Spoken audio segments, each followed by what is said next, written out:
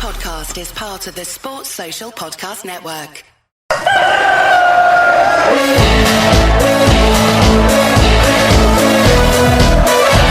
will look to pick it up and he'll go on here. There's two up here, Bradford. It's Bigre. He's got to make this count. It's Bigre. It's 1-1. You'll see a somersault now. You'll get a double one. City till I die. City till I die.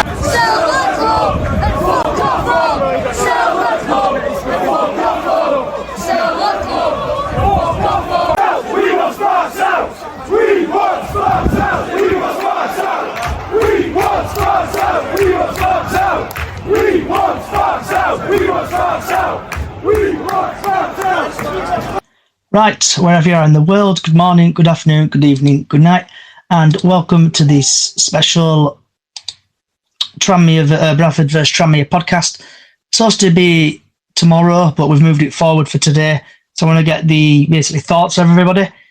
So we're just going to talk about the post-match Harrogate game, pre-match Tranmere, and then obviously we'll get into the stuff, what's happened, the weather forecast for the Bradford game, score predictions, and what's on your plate. So we're joined by Stan and Diane, and hopefully Leo can hear me. Good evening, guys. Good evening, everybody. Chance of a few showers, and then unfortunately tomorrow evening we'll see another band of rain. We've got a weather forecast early. Oh, we have. So, Temperatures in. I mean, so Stan, what's your thoughts, obviously, on the Harrogate game?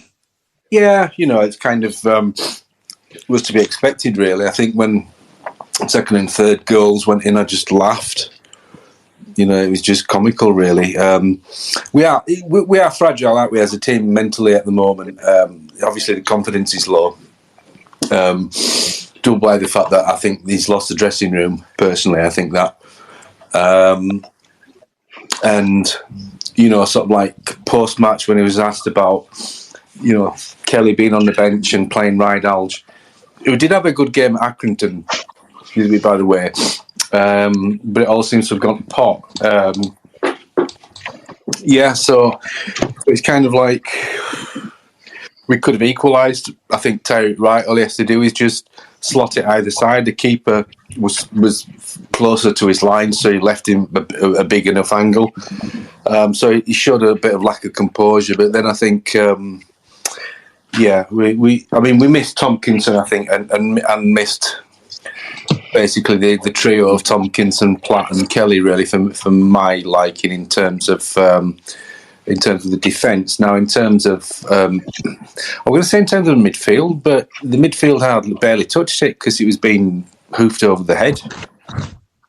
So they didn't really get involved. I mean, they were, sort of playing in a ferocious wind. So what do? You hoof it. Do you not think, well, if you play it on the ground, play it on the floor, you can kind of bypass that. But yeah, I mean, that's all I've got to say for now on this matter. About yourself, Diane, love? I watched it on iFollow, so I feel sorry for you lot that went. I was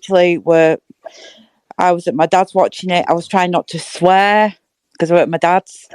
But even when he saw a bit of it, my iPad is going, they're not supporting each other, weren't the team. Like being there for each other on backup. And that's from my dad's point of view. And he didn't hardly see any of the match. But I don't know what's happening. Why the hell are we not playing like we are? We can play. It's just, I don't know what's happening with that team at the moment. Like Stan says, it looks like he's lost the dressing room. Yeah. What were your thoughts, Johnny? Because you were there, weren't you? I would say as I was pissed off. I think I bumped into you, didn't I, Stan? Yeah, you did, yeah. Yep. So I bumped into Stan. It took me a while to click on who it was, to be fair. It took me a while to click on. But watching the game, they kept just doing stupid things by kicking the ball into the wind. And I'm like, what are you doing? And eventually I just left at 60th minute. I just got in the car and went. Just left. I was just fed up. Team's not playing very well. And there's issues from top to bottom, but we'll get there in a bit. Labib? I was going to say, can I just say something? My dad having a laugh. Do you know the A2 goes from Harrogate to Bradford? My dad said if I was Alexandra, I'd turn around and tell them to get on that bus and get off at Woodhouse Grove and train. After that match. Yeah. Not allowed on team coach. That's what my dad was. Get him on A2 and let him have out fans. Yeah. Labib, what were your thoughts on the game? Evening all. Pretty much as Stan and Diane have already said, I went up, I was there at the game. And the thing is, I was on the standing bit, and I was there last year.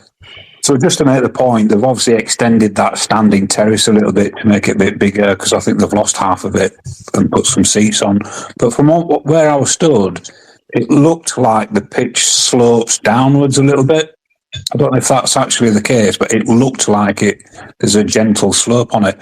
So the point I was making is the first half, we were playing downhill with the wind behind our back. And I thought we're going to have to go in at half-time with at least a goal lead, if not two. Because in the second half, you're playing up a slight slope against the wind. And it's just common sense. Like people have always said, we were just like pumping the ball forward into a headwind. You could see the goal kicks at that bottom end when either keeper was taking them. They'd travel about 30 yards and just come straight back. And it was just the way we played. It was just absolutely nonsensical. I went to Accrington a couple of weeks ago, and we I think most of us said the link-up play that day was really, really good. Okay, Accrington are not world beaters. They're not particularly high in the table. They were struggling themselves. Harrogate, they're holding their own in this division. They're no set of mugs. We know people like O'Connell, Sutton, Foles, are all, half decent League Two players. And I think I tweeted their centre half absolutely bossed Andy Cook. I don't think Andy Cook got a look in.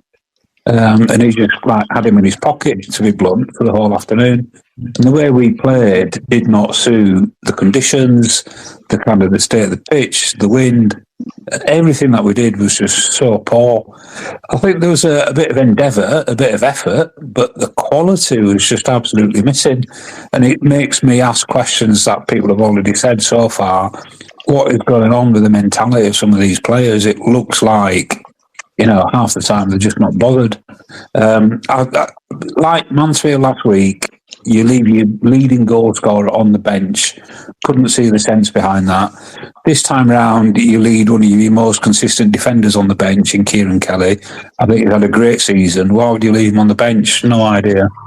And I just think, I've moaned about it before. Some of Alexander's team selections just make no sense to me at all. And I think Stan's just tweeted the same, and I've said the same. I don't get what he's doing half the time, really. So those are my thoughts on it. And what about yourself, Lee? Just agree with everybody else. I'm usually the eternal optimist. I could see nothing in that game from any player to be optimistic about. Cook were wandering about as if he just couldn't be asked. He looked annoyed most of that game. If you looked at his face and his body language, what were he angry at? I don't know. It was just a nightmare game. It wasn't one of those cases where you could say they were trying so hard it didn't go. Like sometimes the harder you try, the worse it gets. It wasn't that. They were just rubbish. Absolutely. Like overnight, well, in overnight, it's last 4 games. Nothing there. Have they been told they're going next season? We don't know what's going on above in managerial and people running club. I'm sorry, I've got a bit of a throat today. I've got all my throat just to, be a bit weird without a throat. But it's just defies logic. How can a team that can turn up against top sides and beat them suddenly lose to bottom of the league, lose to those in and around teams that they should be beating, be capable of beating, they're just not executing? Is the reason that Alexander's sitting up in stand at Valley Parade because the players, has he lost the dressing room? I'm not even sure about that. I've watched Bradford City for a long time, and I have never seen... I've seen performances that's been on a par, but for different reasons. I have never seen a team at Bradford that won't pull the socks off and have a go. They're just not giving it a go at all. It's like they don't want to go up. Spark's the reason. I don't think Ruppers, I've got to be honest, if he hadn't bought the club, we wouldn't probably have a club now. I don't know. Yeah. Sparks hasn't a clue. Okay, so we'll get rid of the bit, the Tranmere game, start off with, and then we'll go on to basically rant and rave about the ownership and stuff after.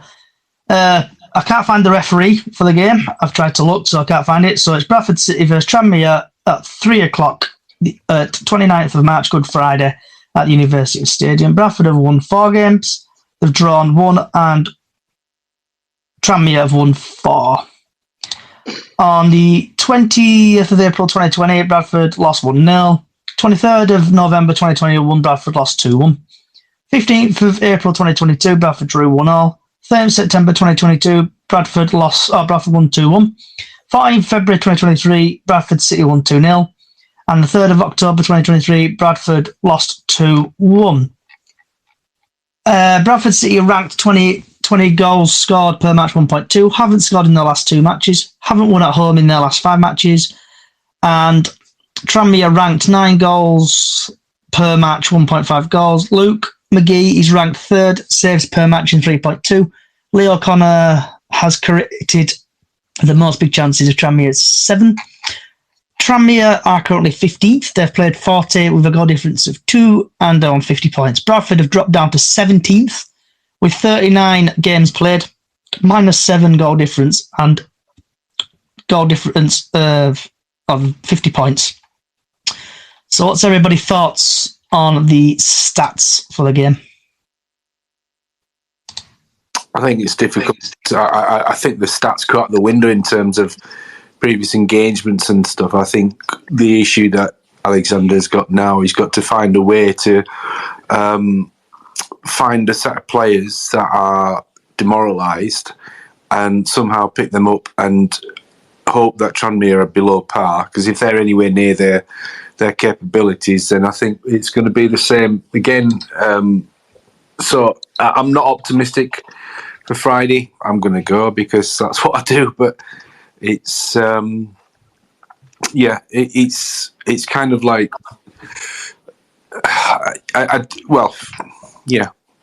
So I think it's going to be a tough game. I don't think we'll win it, and I think it's going to be very difficult to motivate the players. I would hope that for most part that they would have some pride, and I think they do. In previous years, I've kind of slagged players off, but I think they do. I think they've had a lot to contend with this season. So, but he's got to, if it's Alexander's going to be the man, he's got to earn his coin and he's got to get something out of Friday. Yeah, Diane, love. Sorry, my thought keeps going. I keep going croaky. I'm just looking at league table, and we're both on 50 points, so it's a 6-pointer as well. I don't know. The players just have to pull the socks up, work hard in training, and show that they are worthy of placing the team on Friday. Not just turn up and play like they were playing on Saturday. They need to show they're worthy for a place in that team, the wage that they're getting, and everything. And if they're out of contract, worthy a new contract next summer.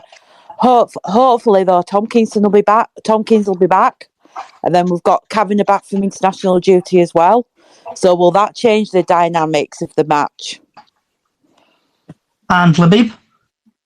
Yeah, my view is when you're playing football at professional level, I think 95% of it is down to confidence.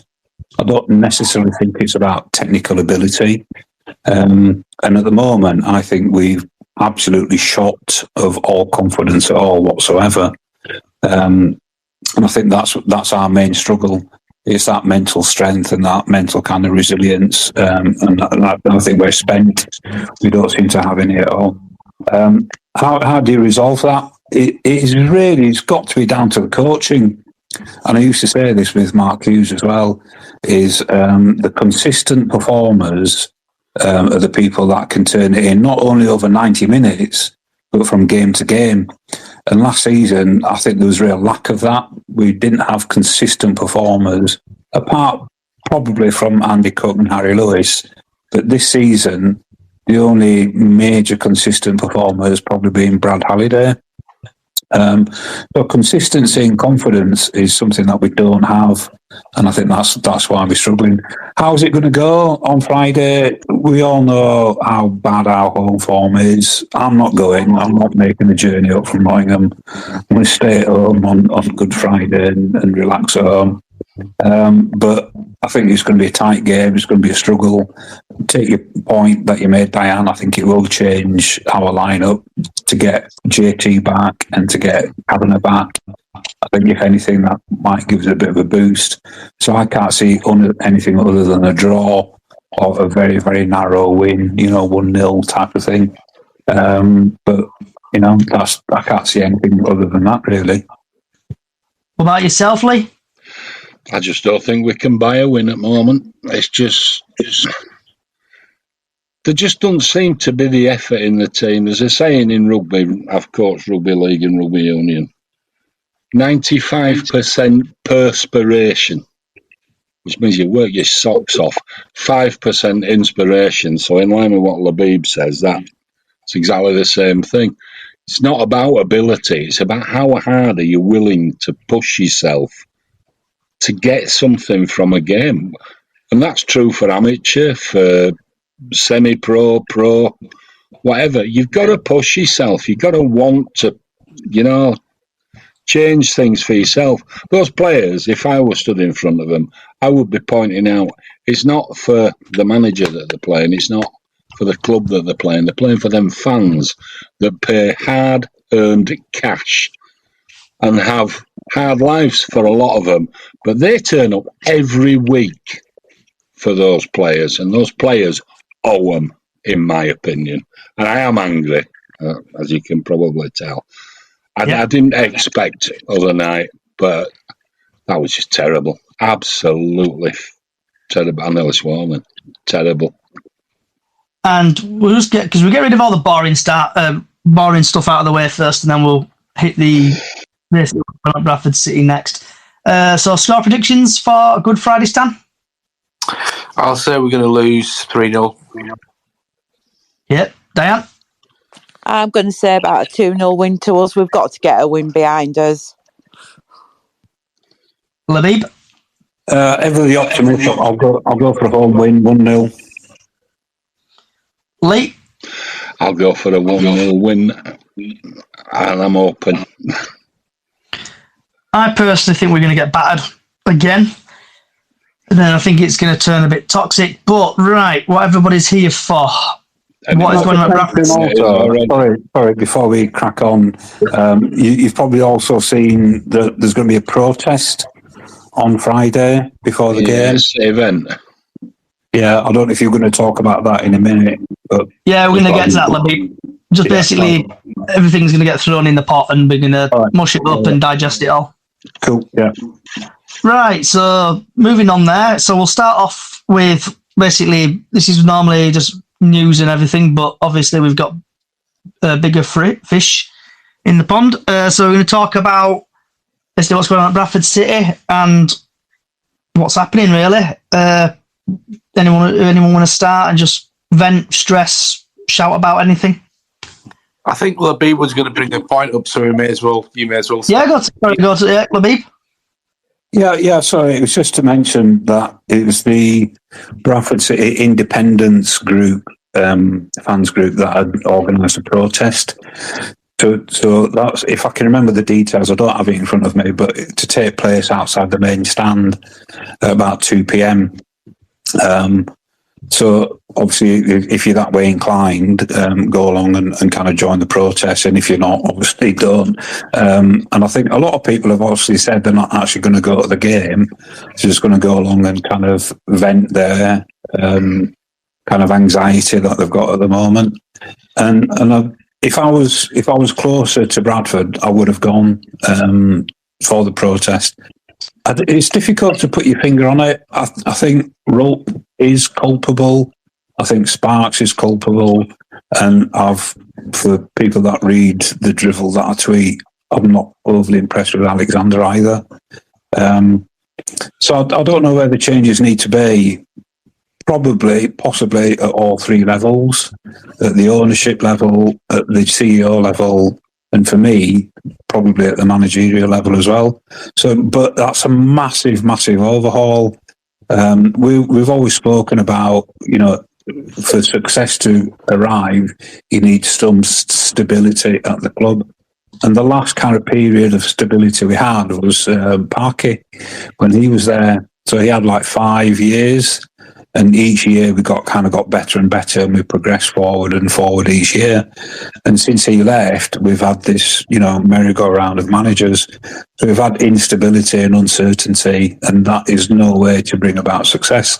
So I appreciate I'm contradicting myself in terms of asking for change, and obviously realising that doesn't guarantee success.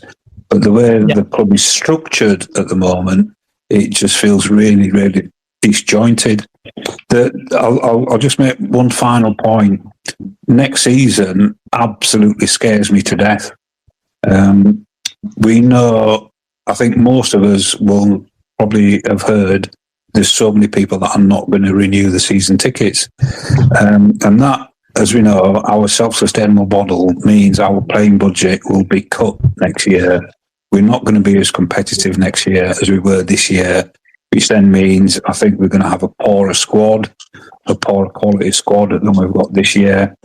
We've mentioned the state of the pitch. Is that going to need further investment to kind of bring it up to a better standard? Can we do that with a reduced budget? Can we still remain competitive? And I said that just frightens me. Because if we carry on at this rate, we're going to be looking at the National League straight in the face. Yeah. So I've got the basically the thing what the Independent have put up. So it's got date and time, Good Friday, 29th of the 3rd, 2024, meeting at 13:30. And then I think that's at the Shell Garage. And then the protest starts at 2 o'clock, located the Corporation Suite entrance, Morrison stand. We ask supporters to come with banners or flyers printed out to use during the protest. This is a peaceful protest. Please allow room for fans to enter the stadium. And I'm going to say this until I'm blue in the face. We don't want dickheads coming there, politely putting it. Don't bring pyrotechnics and don't ruin it for others. If you just want to go and watch. Because I'm just going to go and watch it and see what it's about. Let's get change done and let's get Bradford City out of the mire it's in before it's too late and improve on and off the pitch. Does anyone else want to chat about this protest? Stan? Yeah, it all depends, doesn't it? I think as I understand it, it's about the awareness to bring it to Stefan's attention of the feeling across the fans. I would have thought the season ticket sales are a key indicator of how the fans feel. To be honest, I don't have a problem either way, if they do or they don't. If they do, like you say, as long as it's nothing that's sort of negative in terms of behaviour, then protest. That's fine. I think it's kind of just listening to what Labib was talking about, and my own thoughts as well. That it's a bit kind of a bit doom and gloom, really, because it's if you look at Stefan's strategy, you kind of think, well, yeah, he all he wants is it to keep it ticking over, get somebody in to basically pay his asking price, and then he can just chalk that off to one of those life experiences. I think, obviously, talking about Parky, we did have stability, but I think that was down to Lawn and Rhodes, despite their kind of failings. But they did take the club forward, albeit in some ways it was obviously kind of the fans didn't agree with it, but they do have and did have the club's interests at heart. I think, unfortunately, it's basically since Edin and Stefan came in, and Stefan was always going to be the silent partner and let Edin run it, and it's more to do with that. And obviously, it's been sort of since. I mean, it's been long enough since Edin's gone, and the appointment of Sparks is obviously not the right decision, and you probably have to, if you kind of had any kind of fly in the wall situation in there, you would have probably said, like with hindsight, that not taking hindsight into account, that it probably wasn't the best appointment. I've always said that the highest paid person in my club, if I would be the CEO, because that's who drives the club forward. That's who comes up with a strategy, who implements a strategy, not just commercially, but on the field and what goes into on the field, whether that's like director of football or not. But obviously, the kind of sets the philosophy for the club, and unfortunately, Ryan is very much out of his depth. He hasn't deserved the personal abuse he's got, but you don't have to be. You only have to be barely human to say that that's like that shouldn't be a thing anyway. But unfortunately, he's been quite reactionary in terms of he hasn't really had a plan. Now, I would argue, I would have to say that Stefan must know what's going on in the club. So I think he's culpable in the sense that he's allowed things to get to this state, because obviously, when you are relying on that model, if it does go wrong, then that model, is very brittle, because obviously all it takes is for the wheels to come off a little bit, and then quite a bit last last 6, 7, 8 months or whatever, that it then becomes almost like an untenable strategy.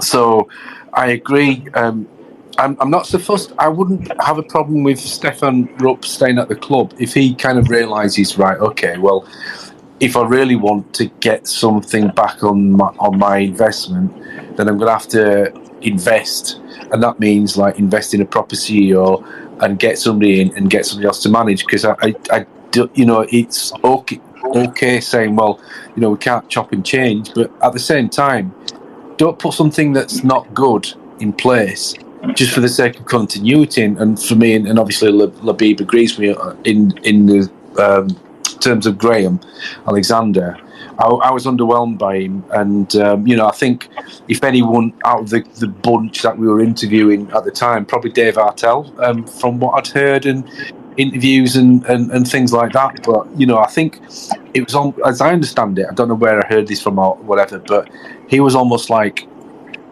interviewing Ryan Sparks, and he's like saying, Sparks was saying about him being the answer to what's going on in the field, but he turned it around and says, but what's your role? What are you going to do? And I don't think Sparks could answer that. So unfortunately, unless we get those fundamental blocks replaced and better foundations, then the rest of it will kind of fall into play.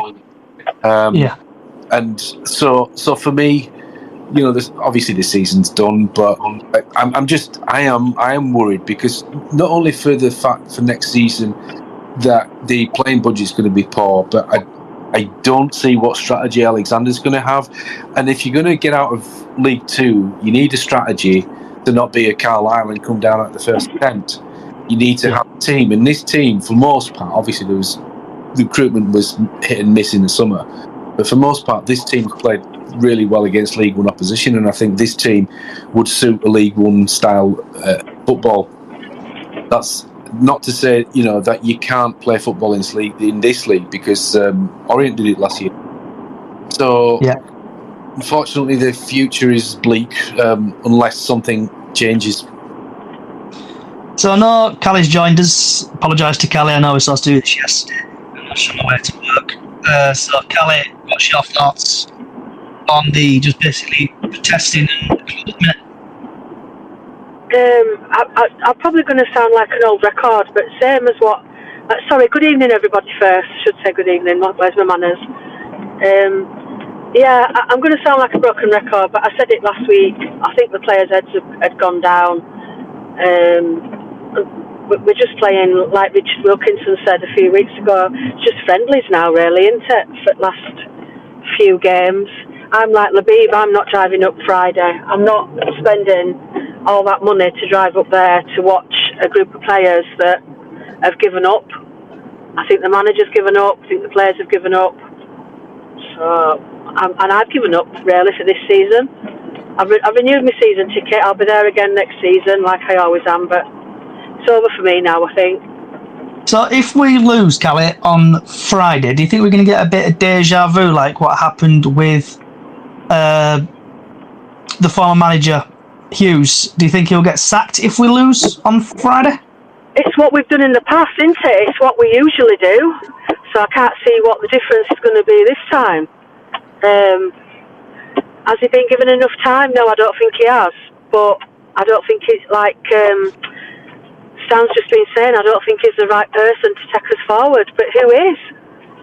We got Graham when nobody else wanted us, basically. We were second choice to everybody. And who would want to manage us right now? Even so, I don't think anybody wants it, do they? No, I think it's like I know Stan had your comment read out on Radio Leeds. I even said something to Radio Leeds earlier about just it needs change from the top because you need to stop punishing people at the bottom of the pyramid. It starts to go for people at the top, and I'm actually glad the protest is happening. I'll go and see it. I'll go and watch it from a distance just to see what happens, and just to see what happens there. Miss Diane. Yep. Thoughts on just gender what's going on at this minute at the club? What's going on in the club, nobody knows. But when they do the protest, is Ryan Sparks going to be there? Is Rupp going to be there? Is going to be anybody there that's going to take notice of them? Do you like the hierarchy in the club? Because I don't think Rupp will be there. No, Rupp won't be there. He's probably in Germany. But like you say, I know I can't remember. One of the guys from City Event said it, and I think Steve said it from Independent as well. If media get hold of it, obviously people will then see it. Other people see it, even it might land on Rupp's doorstep. I think it will. Shocking at the minute at City. Yeah, like we know, we do need what have we? As we have said before, we do need a change at the top, definitely. Getting rid of Alexander, is that a good idea? Like Callie says, has he been given enough time? He's only been in charge since November. And he said the post-match interview, he said that it's been happening, something about, it's not just now that it's happened about how we're playing, but it's been going on a lot longer. It's the dressing room unrest with the players. Nobody knows. That protest might do something, but I'm not quite sure if it will. I might go see what's going on, but I'm not joining it. I'll probably walk past it when I'm going round to the cop, but I won't join it. Like I've renewed my season ticket. I'll still keep going to the home matches. I'm going to the Salford away match. So I'll be there till end of season, and obviously I've renewed for next season as well. So things can only get better, as the song says. Do we might finish in a decent position. Do we actually think it's going to be a peaceful protest? I don't. I think there's going to be some idiots. Well, look what they were shouting at the Harrogate game. Yeah. That's going to be more. They're going to be more fueled now after that game. Oh yeah, definitely. Than they were there. Yeah. They are. I don't think it will be peaceful at all. No, I don't. Like you say, you will get some idiots. Being there. You're going to get some idiots trying to get into the banquet this week to get to Rupp or Sparks. but hopefully they'll stop them. To ask, to be blunt, if you're going to protest, then the whole point is about raising awareness, right? So there's going to be, like at Harrogate game, I'm not sure what chants you're referring to, but I remember them shouting for Sparks to get out of the club. And I think most people that you talk to who are disgruntled will all point the finger at Sparks. So I think that's to be blunt, and I don't mean to sound rude, but surely that is going to be the most obvious demand of the protesters, is to see that change and to get a different CEO or a director of football. So that's what I would expect. I would expect them to be chanting to get Sparks out of the club. I don't want to see violence and aggression, of course. Nobody wants to see that, and I hope certainly that doesn't happen. I don't think it will. I think, we are capable of being well behaved, and I think the protest should raise that kind of discontent, and it should call for Sparks to leave the club. But it doesn't have to be aggressive, does it? You can still protest. Is Jamie still? Are you still there, Jamie? Sorry. Yeah, I'm still here. Yes, you're right, guys. I think in terms of the protest, I do think it will start off as a peaceful protest. I do think there will be some chanting, but what I also think, and it's a sad state of affairs of the club, is that Ryan Sparks has got a few close friends around him that get very defensive. Now, do we know that they're not going to come out of the banqueting suite, try and defend Ryan Sparks, and actually stir up more anger from the fans? Yeah. Because sorry, Jamie. So going back to what you've just said there, I know the City Ven, Northwest Corner, and Steve from the Independent Group pull out basically if they don't want any trouble, want it peaceful. But when we had the situation with the tennis ball issue, I noticed there were quite a lot of extra, should we say, security at the ground.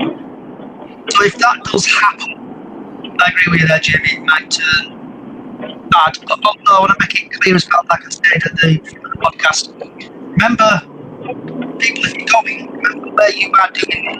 You are doing it in the difference of the director of Manchester, the Morrison ground, Morrison.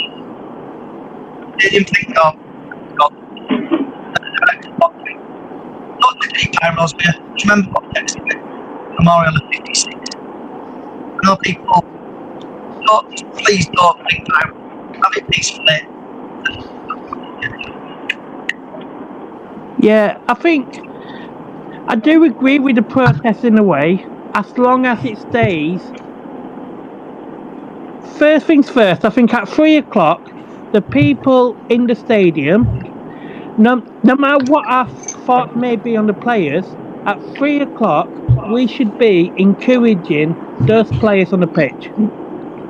No matter what's gone on in the past, that's the job of a supporter. At 3 o'clock, even if you've got the worst team in the world, at 3 o'clock, you're still going to want your support. You're still going to want to support your players on that pitch. Because, what's the point in going? I will never, at the start of a match, I will never boo our players at the start of a game because they've already lost mentally, they've already lost. So any protests need to, at this point, in my opinion, need to stay outside the stadium. But obviously, a lot of people disagree with me with that, and that's their opinion. But so I want to go. We need to avoid the players getting involved in it. The City event tweeted out 9 hours ago. This is currently had 11k views on Twitter. Morning, guys. On a Friday, winter protest is over. We are boycotting the game and going to North Parade instead for a few drinks. feel free to join us. It'd be great to see North Parade buzzing for Claret Amber. And then there's people underneath, or you can support your local team 100%. People agree.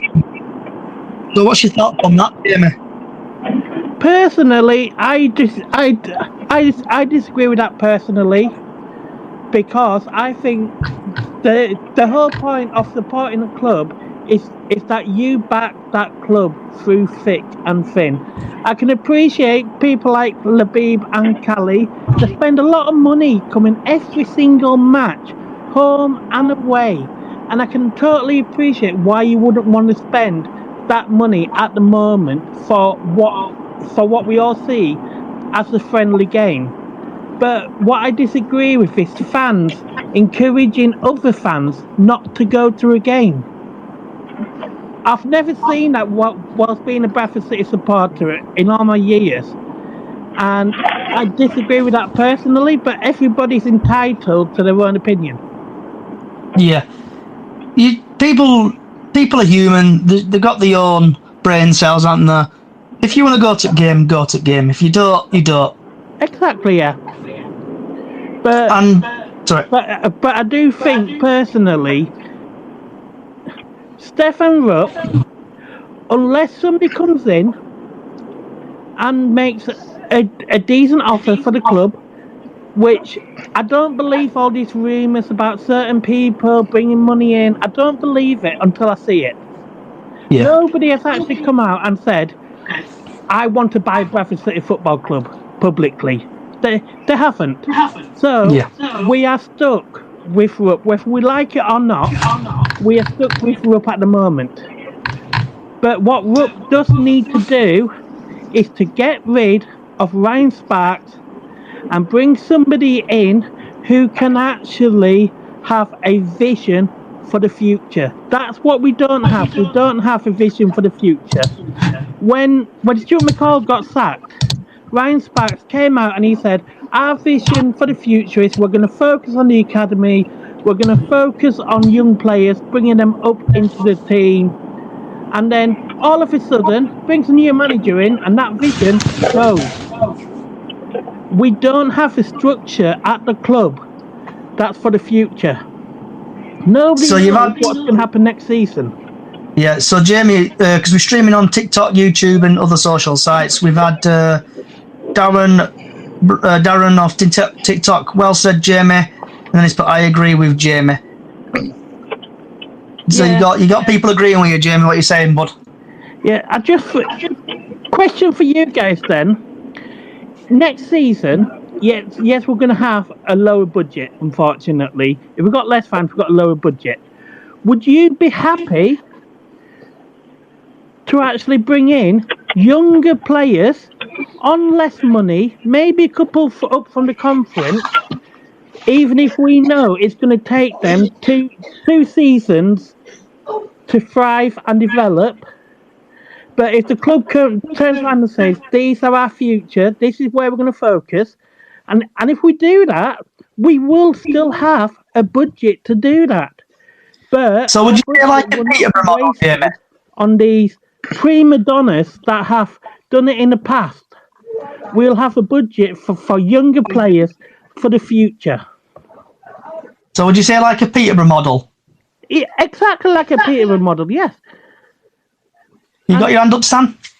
Yeah, I mean, I don't disagree with the sentiment, but it's got to be of a quality, and so you basically what you've got to offer. If you're going to do that, you've got to offer them something. If you like a carrot, why would they come to Bradford City? Because because if the off-field matters are still not resolved, then they'll just basically go somewhere else for more money, and somebody else will probably pay more money for them.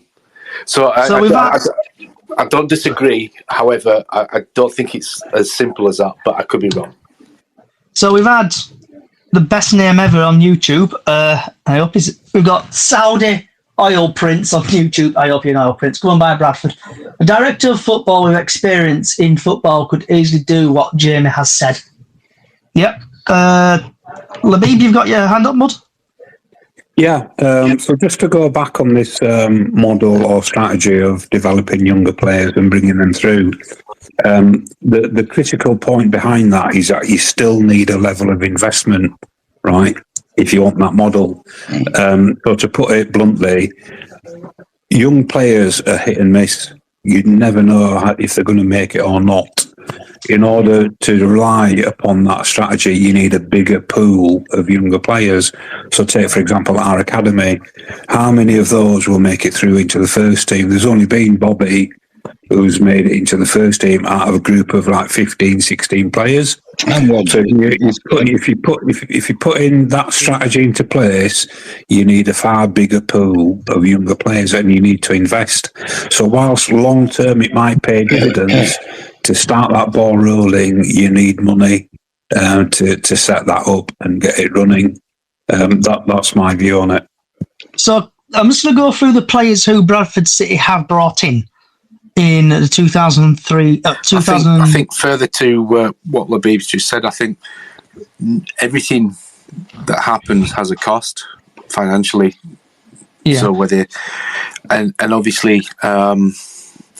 It's going to be difficult because the club's being run on this particular model of fans and bums on seats. Yeah, it's right. You know, you'd be competing with academies in the area against Huddersfield Town, against Leeds United, and further afield. So it's a great idea, but unfortunately, I don't think it's as simple as that. But obviously, I highly commend Jamie for that idea. There's nothing wrong with that model at all.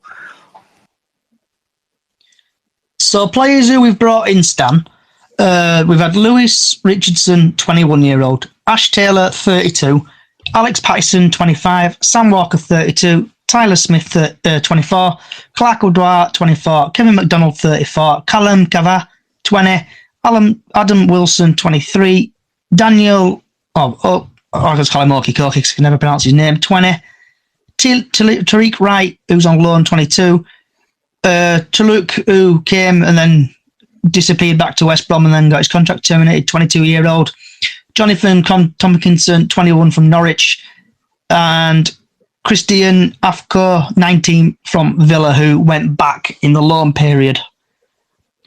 So we've got a bit of a model where we bring in a bit of youth, but a bit of experience. But I agree with Jamie. I feel like the Peterborough model would suit Bradford City down to a T if we had the right people in charge of the club. For example... Sorry for interrupting you, Danny, but how many of those young lads is the manager given a chance to? He keeps them going back to his experienced professionals which are all towards the older end.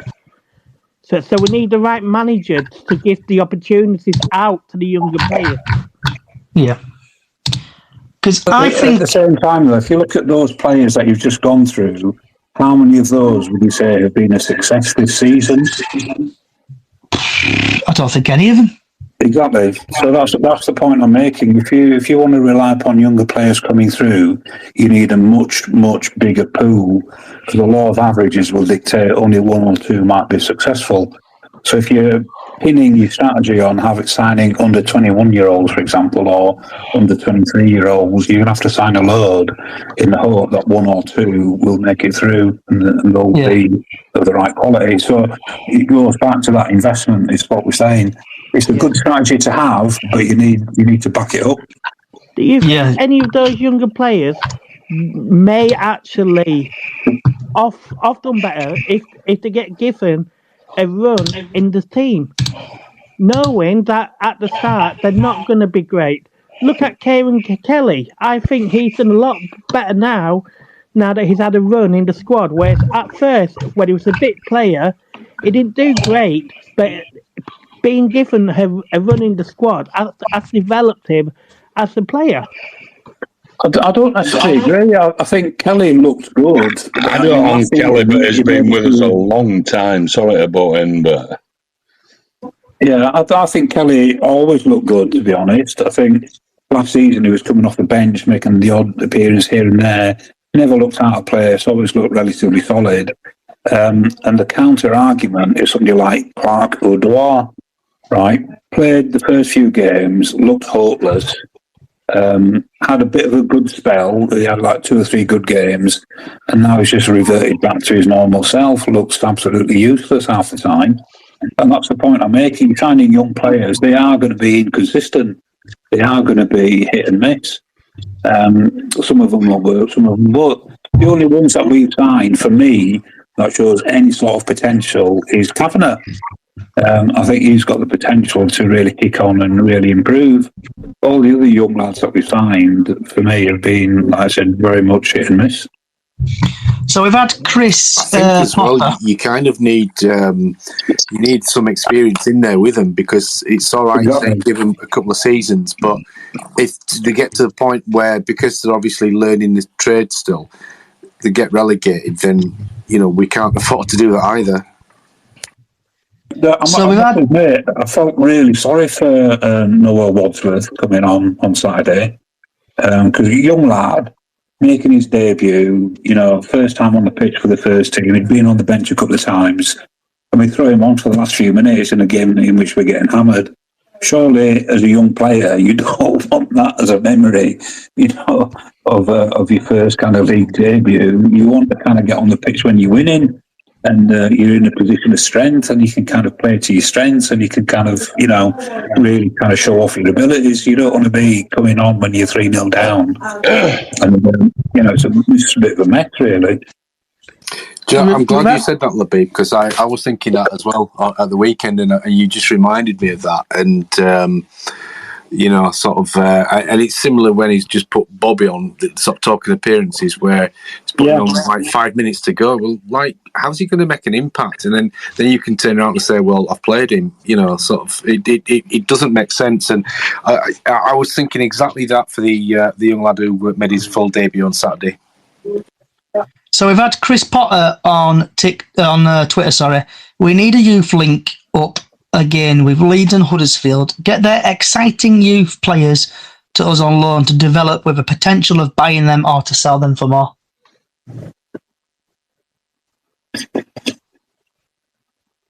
So is everyone still there? Can you still hear me? Yeah.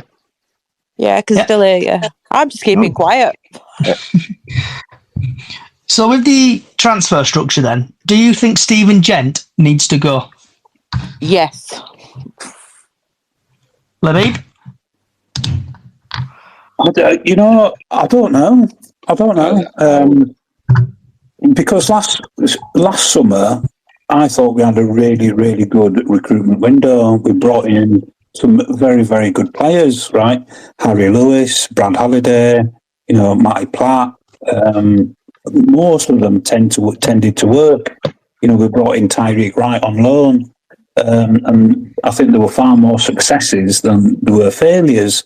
Okay, there were people like Costello and Nevers who weren't up to much. So last summer worked really, really well. This summer was awful in terms of our recruitment. Really poor kind of quality signings, I thought. So I don't know. I know a lot of people are criticising him, and people take the make of him having this Middlesbrough connection, and they've got to be connected to Middlesbrough before they come to the club, and all this, that, and the other. But one year was brilliant, next year was poor. So I don't know, hit and miss. We don't know if Gent's got his hands tied behind his back either, do we? Because he's in a position where he can only really advise, go for this one, go for that one. So we don't know. I'm a don't know, same as you, Labib. Yeah. I think for me, sorry, Labib. I think for me, like I said, I've said this before, but just for those that haven't heard me rambling on about it, but I would love to be a fly on the wall in terms of like after the Carlisle game, not just straight after, but like a few weeks, couple of weeks after, or whatever. When they sat down, what were the rationale? What was the thinking, just in general, behind what they thought was needed for this season? Because me and mate, like thinking, I think to a certain degree, he's Gents made those signings and they've brought them in, and Hughes has got to have had a look at like the likes of Taylor and Danny Onyegoikin, thinking, shit, sort of. What have we got here? It isn't adequate, and Clark Odwar coming in as supposedly coming in as a left wing back and saying I'm not a left back, and so he's played him in a 10 or out wide. So suddenly you're having to go rejig your sort of signings, and then he's having to sort of almost felt like it was probably a little bit of a panic sort of stations, because you kind of done your recruitment, and then when you see the recruits come in, and you kind of, if you got a pair of eyes and a functioning brain, thinking I'm not so sure about these lads we brought in. So we've got I agree. I think last summer was probably about 70 to 75% success rate in terms of the signings. Before we go, that wall would be pretty crowded if we could all be flies on wall, wouldn't it? Yeah, definitely. So before we go to Bantam, we've had Callie got a hand up, and Bantam. Before we go to Bantam, we know Callie's got a hand up, and I know she's going to disappear in a bit.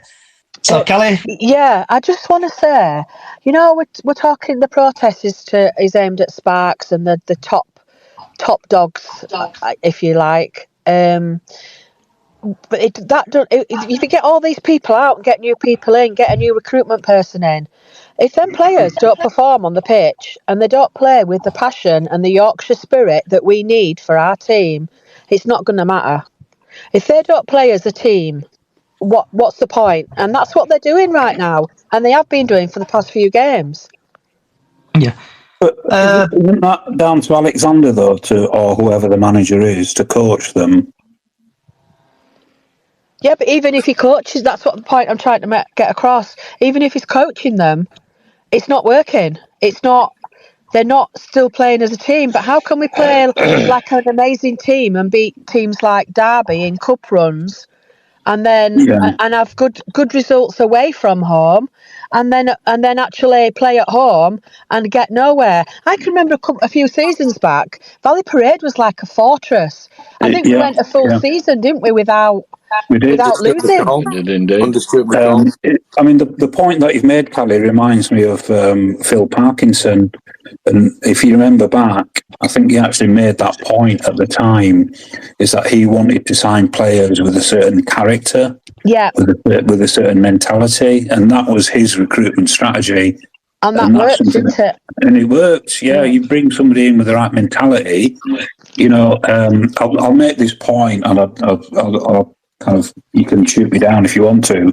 If you look at somebody like Gary Neville, right, perhaps not the most technically gifted player, Gary Neville, but he would absolutely run through brick walls for that team.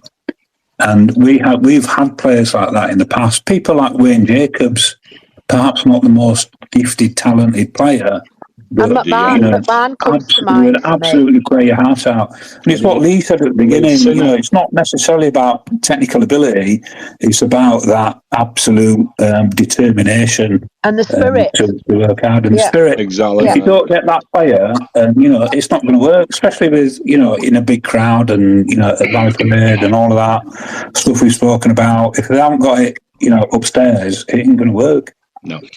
So we've had. I think that comes down to due diligence, doesn't it? When you're signing players, how much research is done into the mental side of the player? Speaking to, maybe they do it to a certain degree, but speaking to teammates, managers that they've managed under, and so on. Because it almost seems like we're signing players on a spreadsheet based on, There's a massive illustration that we've had at Valley Parade. Remember Gary Jones?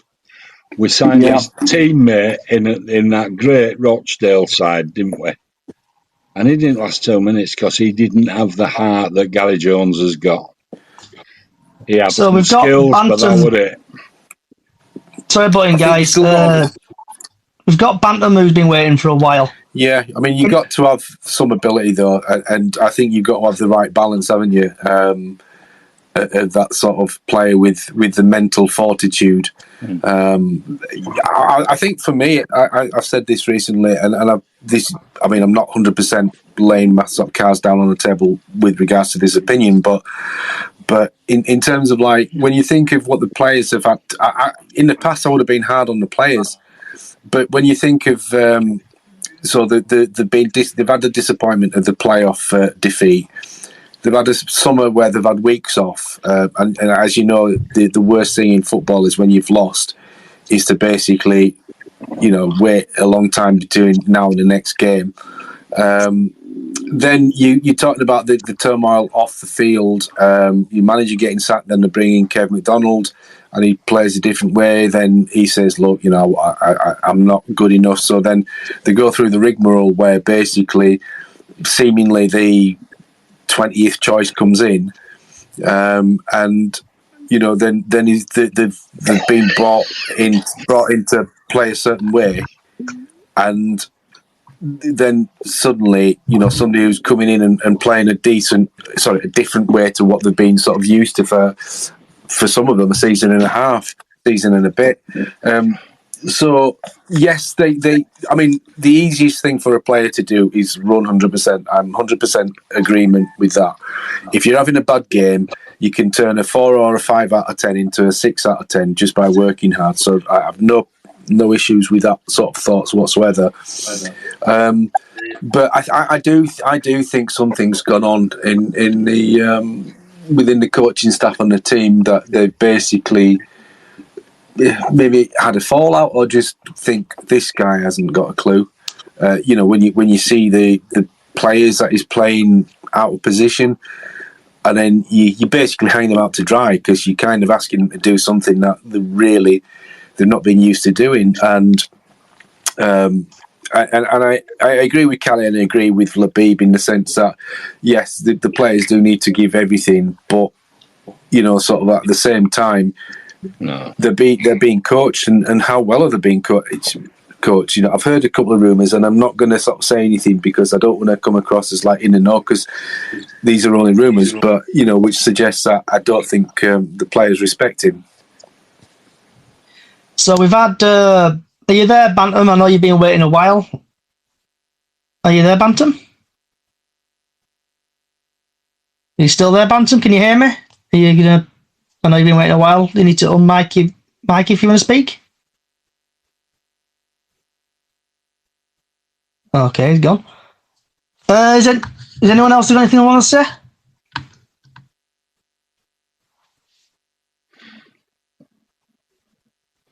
I haven't. I think everybody's said it. I was just going to say it's all been said, I think.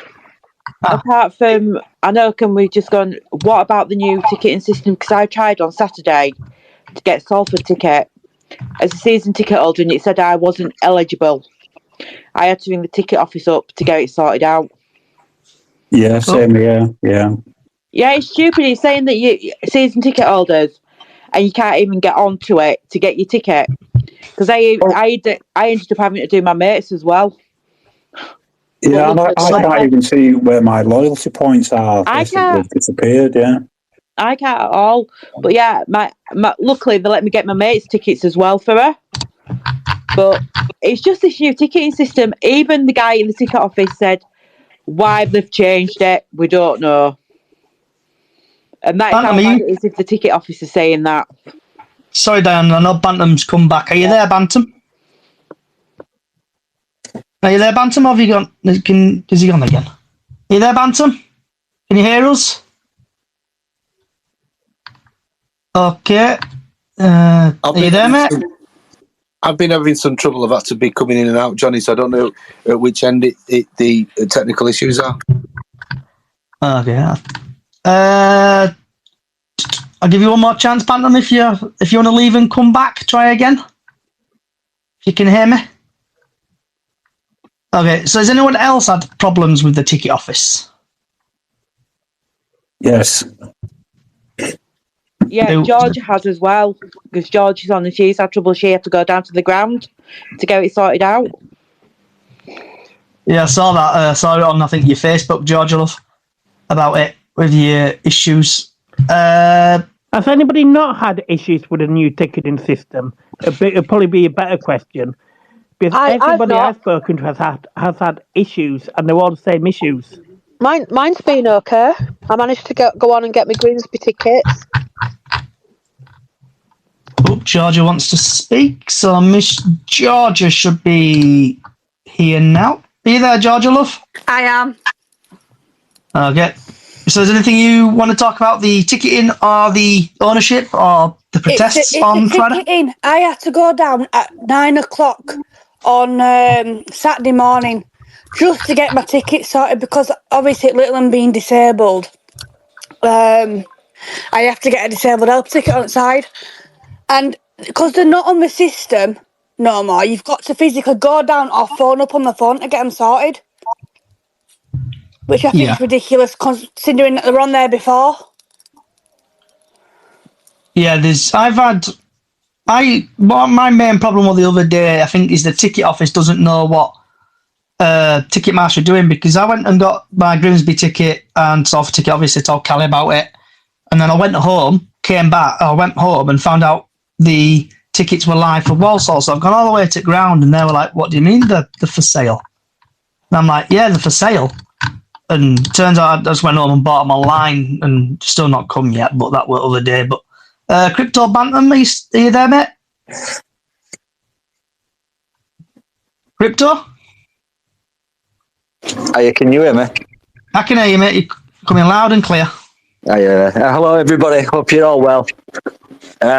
Just a couple of points. I've just been listening in. I've not managed to make the last couple of podcasts. I've listened, but I've been a bit busy. I've been best man at a wedding, and then I've been away working and stuff like that. Was it the Mansfield game where Andy Cook wasn't playing with what's his apples? Halliday, to his left on. Yeah, they're both on the bench, weren't they, for the Mansfield game. Andy Cook came on and scored. So I had a friend who we usually go with, and he was in the 9/11 bar, watching it from up there with some of his friends. Had got a big meal thing, all that, and he was stood next to Andy Cook's partner, Tariq Wright's partner, and Jamie Walker's partner. And I'm not saying this is true what I'm going to say, but I'm just repeating basically what he heard out of Andy Cook's wife's or girlfriend, whatever she is to him, mouth, and that was basically the players aren't buying into Alexander's methods, and Andy Cook is thinking about leaving at the end of the season.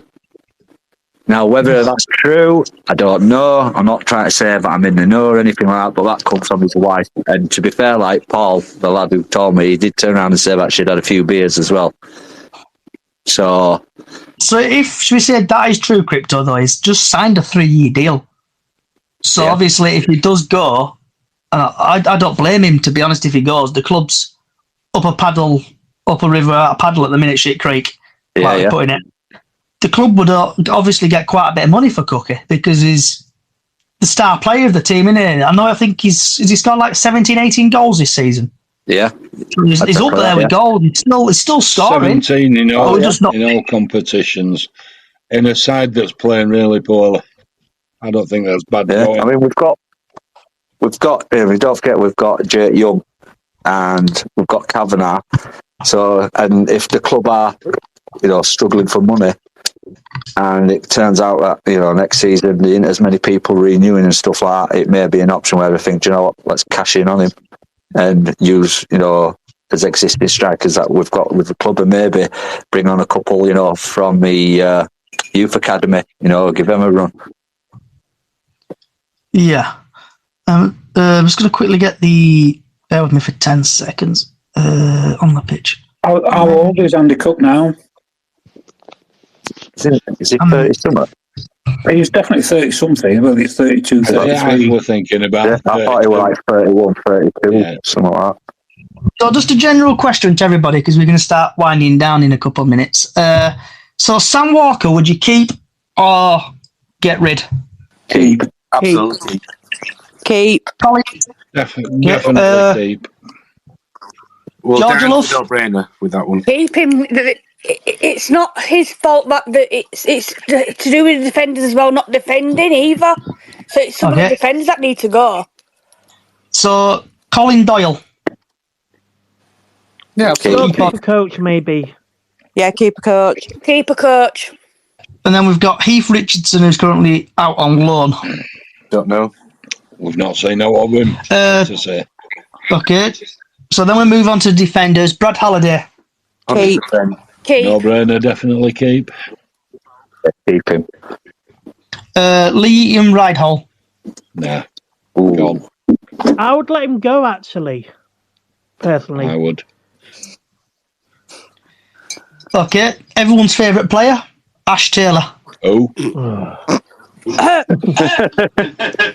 Yeah. Excuse me, that's my cough. Okay.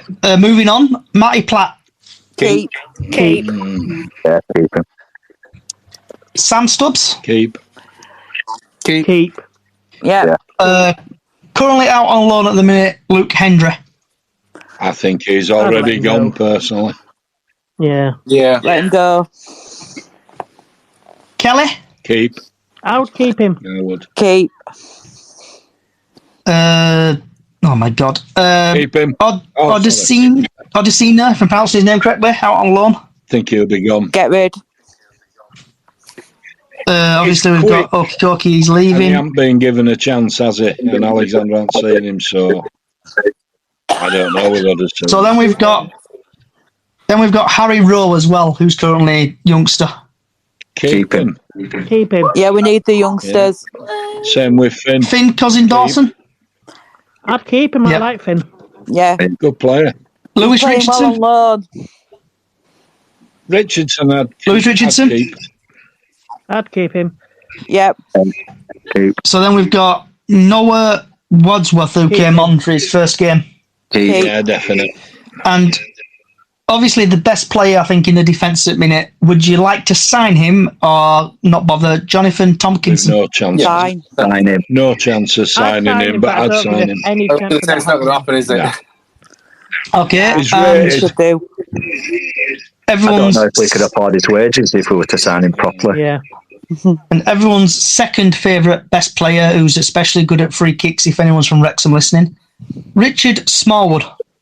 You mean Deadwood? Go. Get rid. Well, I can tell you now, the views from a 7-year-old, he wants him gone. He does. Always had it. 7-year-old wants him gone. Jamie Walker. Keep. I'm not so sure on Jamie Walker. Why is that, Labib? Yeah, why's that, babe? The last, how long's he been with us? Two full seasons, 2.5 seasons. Yeah. He's A season in missed a total. big chunk. Over to you. Yeah, so he's missed a fair chunk of this season. He missed a fair chunk of last season, so his injury record isn't good. On his day, I think he's very, very good. Earlier on, I was talking about consistency and confidence. I don't think he's consistent enough over 90 minutes, let alone from game to game. When he plays well, our team plays well, but when he doesn't, we don't take. I'm not sure. I'm not sure he's consistently good enough, apart from being injury prone. You've got your hand up, Jamie? Yeah. I think I agree totally with Labib in terms of I'd be 50-50 just because of his injury record. I'd maybe offer him a contract that's heavily incentivized based on his amount of performances, because I think the time injured, really, we can't keep on keeping these players that are injured more than half the season. But if you look at his injury, though, I mean, somebody broke his leg on a disgusting tackle, like a Donny back in December. He was out for weeks. Even last season.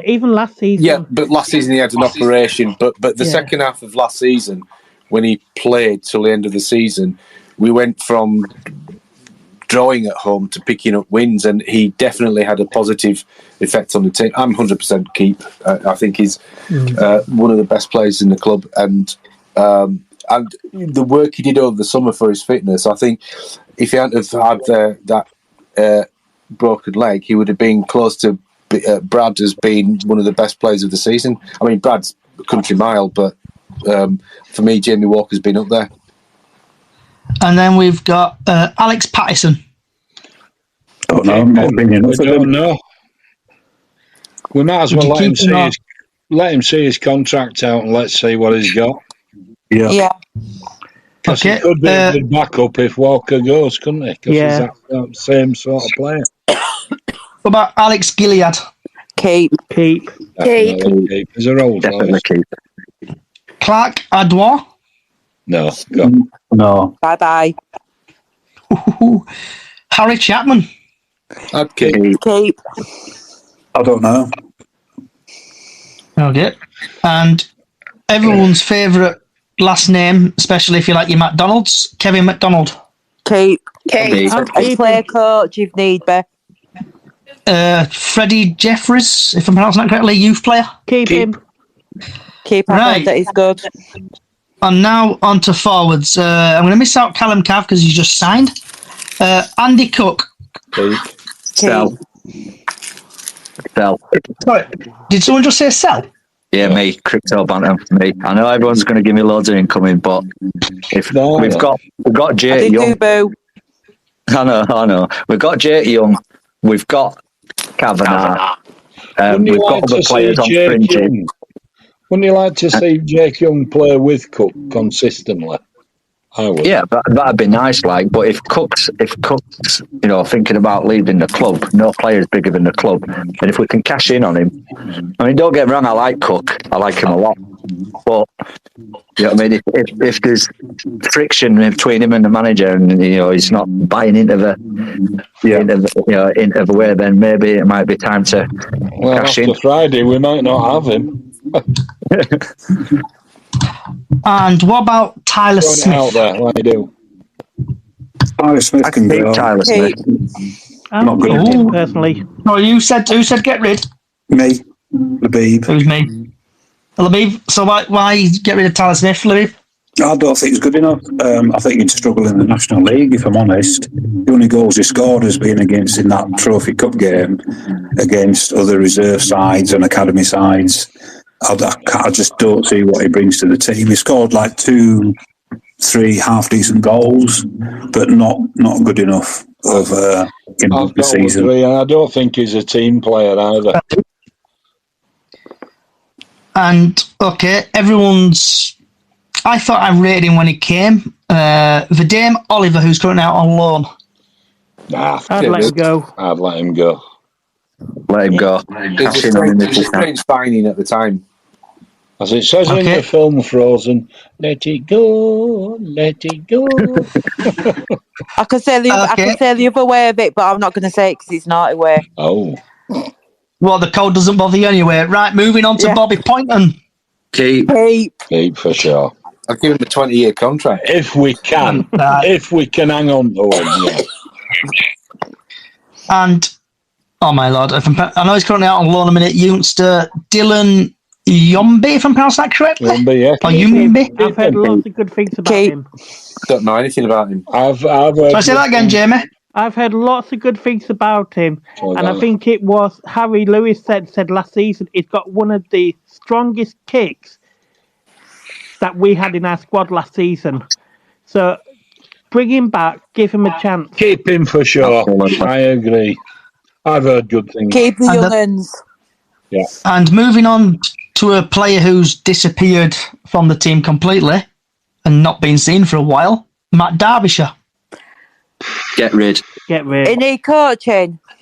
He's got some sort of weird deal, hasn't he, with Alexander? It's doing player coaching.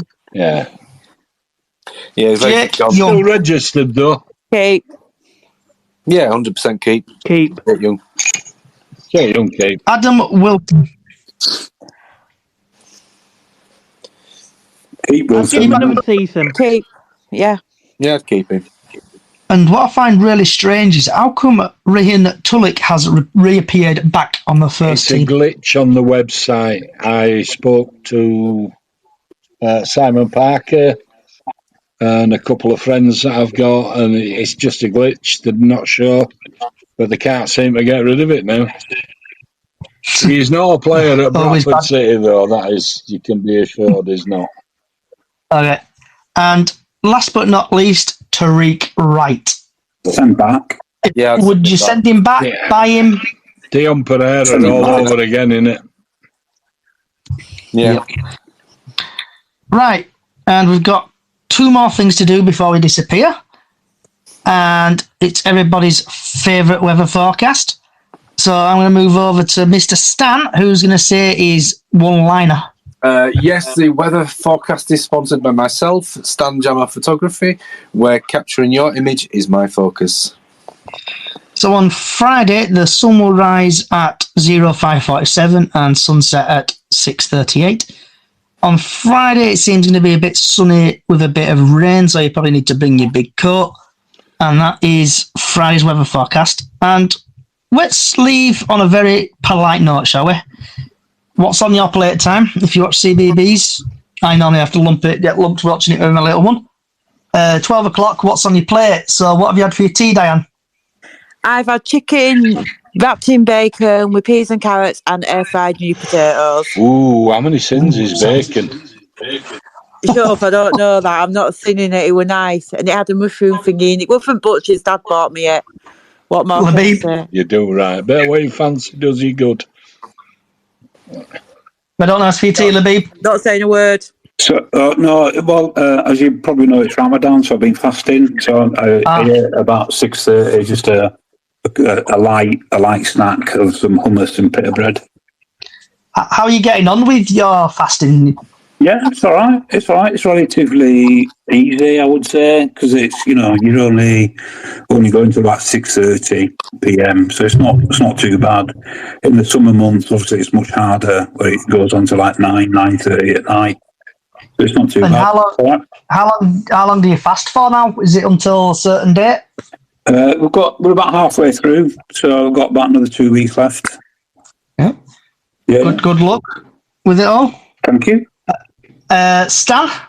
Just on the fasting thing, it's no different to 1 meal a day. I guess some people eat just 1 meal a day, but I had just sausages on my plate for my tea. Okay. That was it, just sausages. Is that a new brand, Just Sausages? Yep. Yeah. Heck. Crypto? Is it crypto? Yeah. I've had my tea. I went to Pizza Hut and I got myself deep pan ham and mushroom. Did you have pineapple? Garlic drizzle. No pineapple? No, just ham and mushroom with garlic drizzle. But I do like pineapple. But yeah, no. me too. And Georgia, before we get to you, we've had someone called Grace on TikTok. Everyone says bubbles for Georgia. Bubbles. Are you still there, Georgia, or have you disappeared? I think she'll kill her sister. Because Diane will know that is my sister, and she's now going to go get it from the 7-year-old. Oh. So God help her sister now. Screaming in the background. So World War III is now kicking off at Georgia's house. Yep. So hopefully Georgia's going to be a peacemaker. And I want to say, just going to start muting now. That one. I say thank you everybody for coming along today. Hope you've enjoyed yourselves, and apologise again for moving it from Monday. I just wanted to get it on from the Radio Leeds. If you like what you're listening to, we've got Chickens on the Loose podcast on all podcast services. We've also got a little Facebook page, Bradford City Up the Chickens on Facebook, where you can do Super 6 every season. And also before games, probably going to go live in the next 10-15 minutes, actually, Golden Goal for Friday. And also YouTube, TikTok, Twitter, every social site going. Chickens on the Loose podcast, hit a follow. And hopefully Bradford City do well on Friday. And remember, if you do go to the protest on Friday, please don't be an idiot. Please don't cause trouble. Behave yourselves. Wherever you are in the world, good morning, good afternoon, good evening, good night. Enjoy the rest of your night, and up the chickens.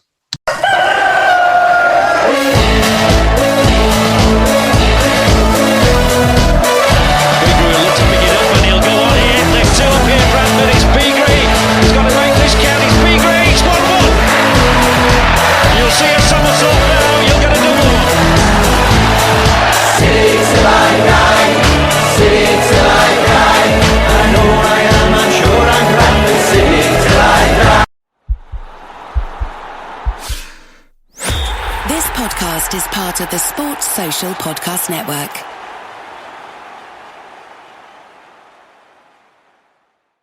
If you're a facilities manager at a university, you know students rely on the cafeteria for breakfast, lunch, dinner, and the occasional late-night snack. So when a dishwasher breaks down and dirty plates pile up, the mess hall can turn messy in the blink of an eye.